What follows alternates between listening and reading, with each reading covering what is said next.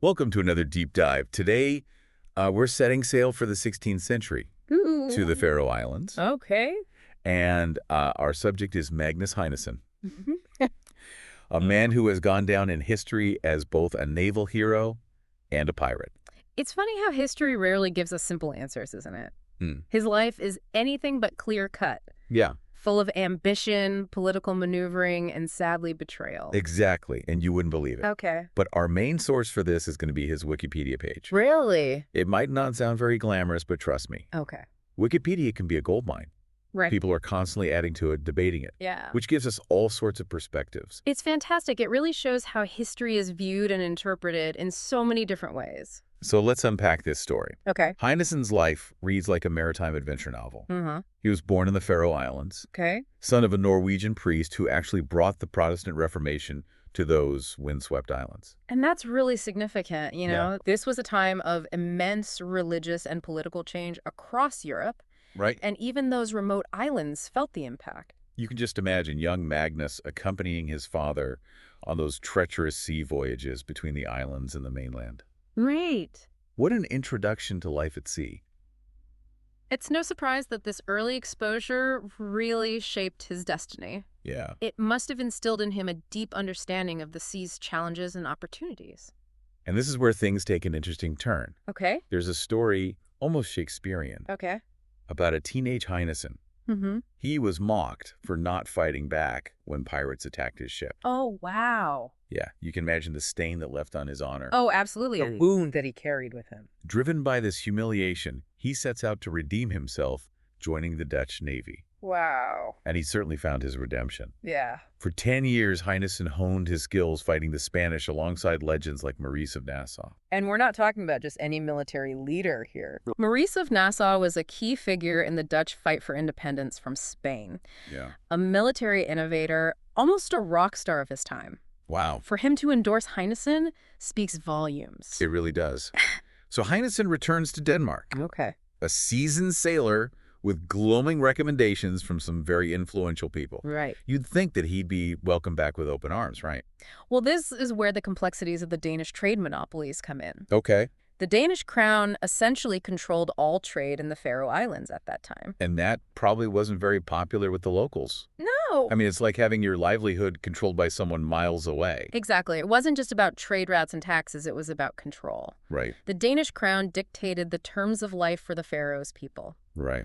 This system often benefited the crown and its favored merchants more than the islanders themselves. Yeah. So Heinason's return, armed with royal recommendations and his own ambitions, was bound to ruffle some feathers. Especially considering he'd seen a different way of doing things in the Netherlands. Precisely. Yeah. He had experienced a world where trade wasn't necessarily a tool of control, Right. but potentially something more mutually beneficial.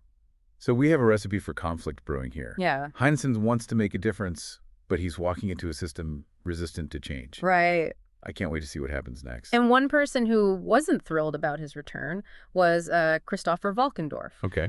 the Danish treasurer and a staunch supporter of that trade monopoly. Right. Talk about a clash of personalities and agendas. Oh, yeah. It sounds like something straight out of a history book. Yeah. You have Heinason, the war hero, beloved by the Faroes people, going up against Valkendorf, the ultimate political insider, Yeah. and stuck in the middle is King Frederick II. Right. What a situation. And we can't forget the pressure Frederick was under. Right. He recognized Heinason's value, Yeah. his experience, his connections, Mm. but he also relied on the monopoly for revenue. So it was a very delicate balancing act. So how did Heinason navigate this? He couldn't exactly storm the castle. No, but he played his hand brilliantly. Okay. He used those glowing recommendations from Maurice of Nassau to his advantage Right.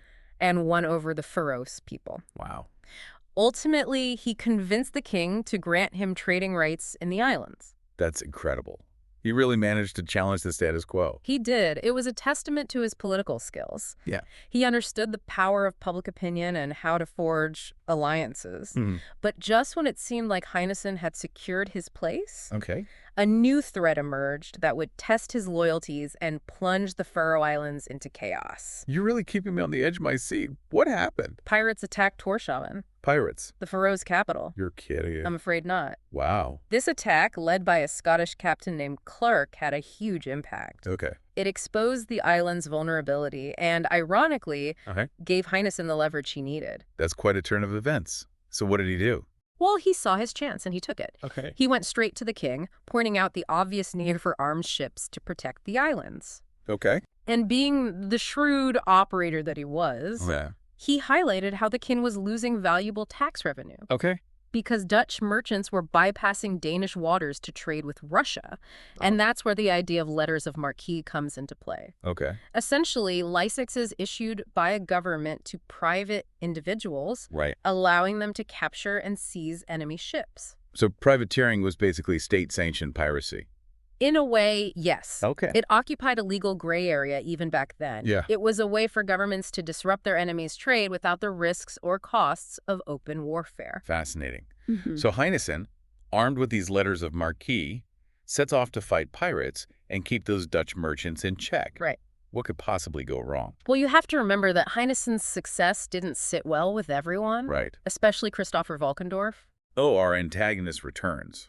I should have known this wasn't going to be a smooth sailing kind of story. Indeed. Valkendorf saw Heinason's growing power and influence as a direct threat, Right. both to his own authority and the established order. Yeah. And he wasn't one to let things lie. What did he do? He launched a campaign to discredit Heinason, Okay. accusing him of fraud, piracy, Mm-hmm.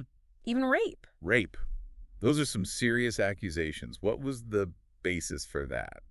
It's difficult to say for sure whether these accusations held any truth Okay. or were simply fabricated to destroy Heinason's reputation. Right. Remember, this was a time of intense political maneuvering Yeah. where whispers and rumors could be just as damaging as hard evidence. So it was a classic power struggle played out on a very public stage. Exactly. And just when things couldn't seem more precarious, Uh-oh. King Frederick II died suddenly. Oh, no.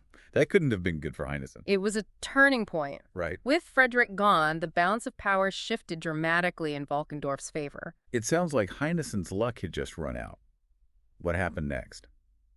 I mean, with Valkendorf in control and those accusations hanging over his head, Heinason must have known he was in a dangerous situation. He did.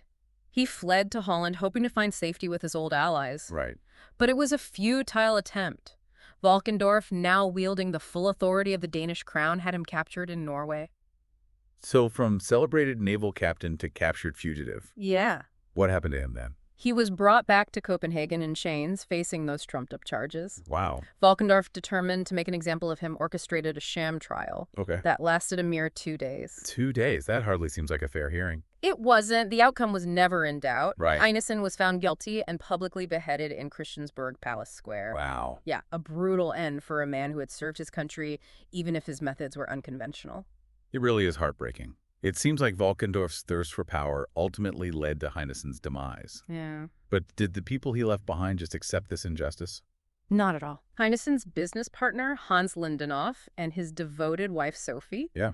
they refused to let his name be tarnished. Sorry. They launched a tireless campaign appealing directly to the Danish nobility to clear his name. That's remarkable that they would take on someone as powerful as Valkendorf. It is. Were they successful? They were against all odds. Wow. Heinason was granted a posthumous pardon, a rare and significant act that acknowledged the injustice of his execution. Wow, that must have been a huge victory for his family and supporters. It was. And to add insult to injury for Valkendorf, he was stripped of his offices and hit with a hefty fine. It seems that in the end, justice, even if delayed, did prevail. This story is full of twists and turns. But even beyond the legal victory, what I find most interesting is how Heinason is remembered in the Faroe Islands today. He's considered a true folk hero, isn't he? Absolutely. There are statues and memorials dedicated to him, even a fjord named in his honor. Wow. He's a symbol of Faroe's resilience and a reminder of their struggle against Danish control. And there's a quote from Lucas Davis, a Faroes priest from the 17th century. In his writing, he talks about how deeply Heinason's death affected the islanders, how they viewed him as their protector, a champion who fought for them. That's right. It's clear that Heinason's legacy lives on in the hearts and minds of the Faroes people. It certainly does. And I think that says more about the man than any official record or historical debate ever could. It's been quite a journey learning about Magnus Heinason, a story that makes you really think about the complexities of history, the fine line between hero and outlaw, Yeah. and how easily ambition can be twisted for good or for ill. It also reminds us that history is written by the victors. Right? And while we can try to piece together the truth from the fragments that remain, some questions may never be fully answered. That's the beauty of history. Yeah. It keeps us asking questions, searching for answers. Right. And sometimes it's the stories with no easy answers that resonate the most. Yeah. If you found this deep dive as thought-provoking as we did, we encourage you to delve deeper into the fascinating life of Magnus Heinason. Until next time, keep exploring, keep questioning, and keep diving.